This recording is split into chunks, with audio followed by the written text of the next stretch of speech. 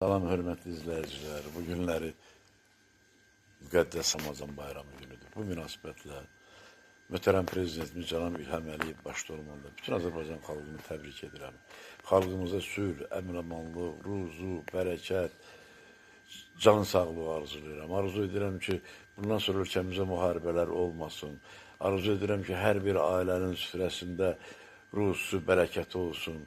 Arzu edirəm ki, vətənimiz bundan sonra daima tərəqqi etsin. Hər bir insan, hər bir ailə daha yaxşı yaşamaq şansını əldə eləsin. Arzu edirəm ki, kəsilmiş qurbanlar qəbul olunsun. Kim qurban kəsə bilməyibsə, Allah Teala onun evinə, süfrəsinə qurban payı getirsin inşallah. Arzu edirəm ki, bu günləri sülh, əmin-amanlıq içində yaşayırıqsa, bizim xalqımıza bu əmin-amanlıq, bu sülh əbədi nəsib olsun. Allahdan da bunu təmənna edirəm. Gənclərimiz həyatda istəklərinə çatsınlar, toy şənlikləri olsun, hər bir evdə, hər bir həyətdə toy olsun, gənclər ailə qursun, Allah şəhidlərimizə rəhmət eləsin.